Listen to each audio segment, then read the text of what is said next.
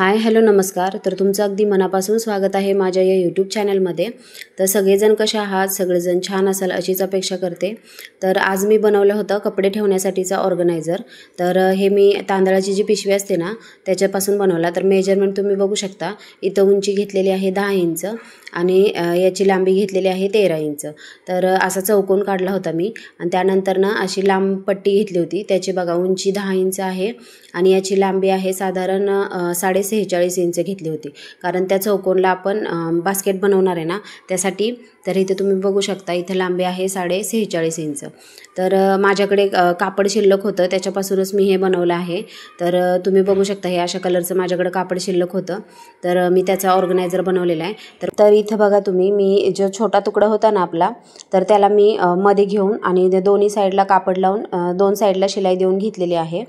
तर त्याच्यानंतर ना मी आता जी मोठी पट्टी होती ना आपली 47 इंचाची, तर तिथं ती काय केलेले बघा, दोन कापडं एकावर एक ठेवून त्याच्यावरती हे तांदळाचं पोतं ठेवून शिलाई देऊन घेतलेली आहे। कारण वर जी साईड येणार आहे ना त्याला आपण किनार टिप न मारता आहे ना अशा पद्धतीने शिवलं ना तर ते छान दिसतं। तर मी अशा पद्धतीने बघा शिलाई देऊन घेतलेली आहे आणि आता फोल्ड करताना बरोबर मधोमध आहे ना तांदळाचं ते पिशवी येते आणि दोन्ही साईडला दोन हे कापड येतं। आता बघा फोल्ड करून अशा पद्धतीने शिलाई देऊन घ्यायची। आपण खूप काही करू शकतो, आपल्याकडे जे काही असे तांदळाच्या पिशव्या वगैरे असतात ना त्याच्यापासून आपण खूप काही करू शकतो, म्हणजे ऑर्गनायझर म्हणा भरपूर काही करू शकतो।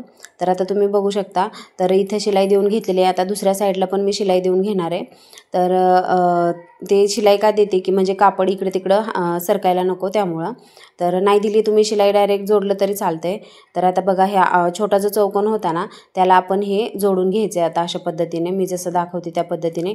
आणि कोपऱ्यावरती फक्त काय करायचं, एक छोटीशी प्लेट द्यायची, म्हणजे चौकोन जो आहे ना स्क्वेअर आकार तो एकदम बरोबर येतो। तर इथं कोपऱ्यावरती छोटी प्लेट देऊन घ्यायची। तर अशा पद्धतीने जोडून घ्यायचं। तर त्याच्यानंतर ना आता जी खुली बाजू राहील का नाही, 3 बाजू जोडून घ्यायच्या आणि जी बाजू ओपन राहील ना ती लास्टला जोडायची। तर मी तुम्हाला दाखवते बघा आता।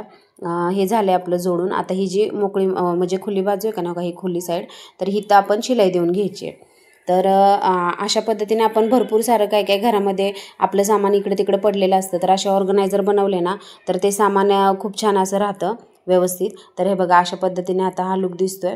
तर आता याला काय करायचं फक्त म्हणजे फिनिशिंगसाठी नाही का, वरती बघा थोडंसं स्क्वेअर व्यवस्थित वाटत नाही आहे, तर आपण काय करायचं, ही जे कोपरे आहेत ना, आता ही खालचीच तळ बाजू आहे।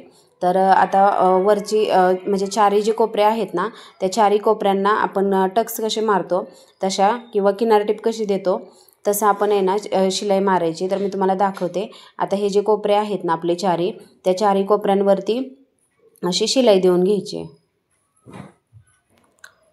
इथं जी मी दाखवत आहे ना तिथे शिलाई देऊन घ्यायची, म्हणजे कसं स्क्वेअर एकदम छान बसतो। तर इथे तुम्ही पायपिंग पण करू शकता, म्हणजे वेगळ्या रंगाचं कापड घेऊन आहे ना त्याला पायपिंग पण करू शकता। तर इथं बघा अशा पद्धतीने शिलाई देऊन घेतली आणि बघा अशा पद्धतीने दिसत आहे।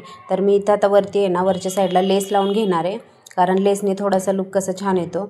तर हा बघा ऑर्गनायझर आपला तयार झालेला आहे। तर याच्यामध्ये मी काही कपडे पण ठेवलेले आहेत, तर तुम्ही असं नक्की घरी ट्राय करा।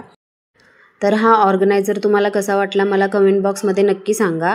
आणि माझे व्हिडिओ जर तुम्हाला आवडत असतील तर चॅनलला नक्की लाईक करा, शेअर करा आणि सबस्क्राईब करायला विसरू नका।